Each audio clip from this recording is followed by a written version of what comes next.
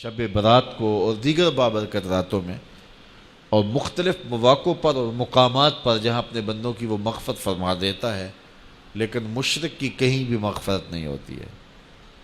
مقدس جگہ پہ چلا جائے اور خوبصورت لحظات کے اندر وہ حاضر ہو، لیکن اس کی مغفرت نہیں ہے، اس لیے کہ شرک رکاوٹ ہے مغفرت کے راستے میں۔ دوسری بات، کینہ پروری، بغض، دشمنی، گندے اور میلے سینے والے اللہ کو پسند نہیں ہے۔ دل علائشوں سے پاک ہو، بالخصوص نفرتوں سے اور کدورتوں سے، اور بغض اور اناد کی بھڑکتی ہوئی آگ اس کے سینے میں روشن نہ ہو۔ تیسرا شخص قاطع رحم ہے، جو رشتہ داریوں کو توڑتا ہے۔ چھوٹی چھوٹی بات پر وہ کہتا ہے کہ بس میرا تمہارا جینا مرنا ختم ہو گیا۔ میرے حضور کی تعلیمات میں سے بنیادی تعلیمات جو تھیں ان میں سے یہ بات تھی، سل من قطعک وعط من حرمک، جو تجھے محروم رکھے تو اس کی جھولی بھر دے، اور جو تجھ سے قطع تعلق کرے تو اس کے ساتھ حسن سلوک کر۔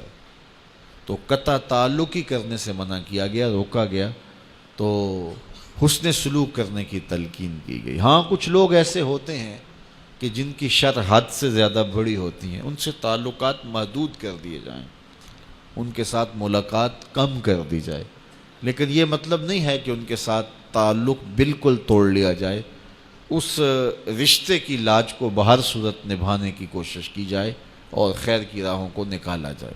چوتھا شخص والدین کا نافرمان ہے، والدین کا بے ادب، کہیں بھی اللہ کی رحمتوں کو نہیں پا سکتا۔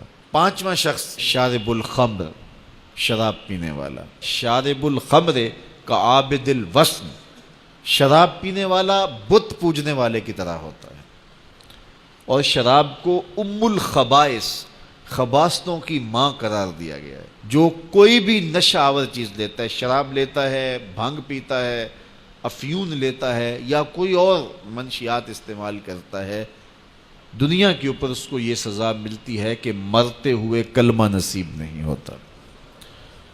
تو جس کو مرتے ہوئے کلمہ ہی نصیب نہ ہوا تو اس کے پلے باقی بچا کیا؟ تو شراب پینے والا ایسی بابرکت راتوں کے دامن میں بھی محروم رہتا ہے، الا یہ کہ وہ توبہ کر لے۔ اور چھٹا شخص تکبر کی وجہ سے اپنے تہ بند کو اپنے ٹخنوں سے نیچے لٹکانے والا، کہ جب چلتا ہے تو وہ تہ بند کو گھسیٹ کے چلتا ہے۔ تکبر کی وجہ سے اگر وہ ایسا کرے تو اللہ تعالیٰ جل شانہ اس پر نظر رحمت نہیں فرماتا، چونکہ تکبر اللہ کی شان ہے۔ ایک رائی کے دانے کے برابر بھی تکبر کسی کے اندر وہ پسند نہیں کرتا۔ اور دوسری بات میں آپ کو بتاؤں کہ اس دنیا کے اوپر سب سے پہلا جو جرم ہوا وہ تکبر کا جرم تھا۔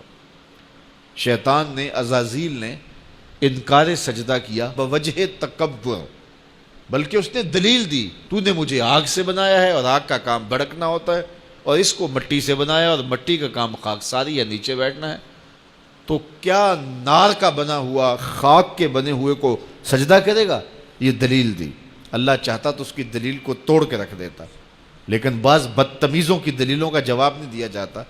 اللہ نے کہا فخرج، نکل جا میرے دربار سے، اور قیامت تک تو راندہ درگاہ ہے، اور پھر جہنم میں تجھے رسوا کر کے ڈالا جائے گا۔ وہ یہ گوارا نہیں کرتا کہ کوئی تکبر کرے۔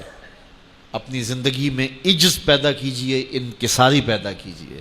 تو 6 اشخاص وہ بد نصیب ہیں جن کو لیلۃ البرات اور اس قبیل کی جو بابرکت راتیں ہیں، یا جو حسین جگہیں ہیں، کعبۃ اللہ ہے، بیت اللہ ہے، اور بابرکت جگہیں ہیں، قبولیت کے اوقات ہیں، سحری کے لمحے ہیں، ان بابرکت گھڑیوں کے اندر بھی یہ لوگ محروم رہ جاتے ہیں۔ تو یہ 6 اشخاص، اور ایک روایت میں چغل خور کا ذکر بھی آتا ہے۔ تو یہ 6-7 لوگ ایسے ہیں کہ جو ایسی بابرکت راتوں میں بھی رحمت الہیہ سے محروم ہو جاتے ہیں۔ جو زندگی اللہ نے تھوڑی بہت عطا کی ہے، اس کو غنیمت سمجھیں، توبہ کا دروازہ کھلا ہے، اس کی چوکھٹ پہ آ کے اس سے معافی مانگیں۔ اللہ مجھے آپ کو اپنی رحمتوں کے سائے میں رکھے۔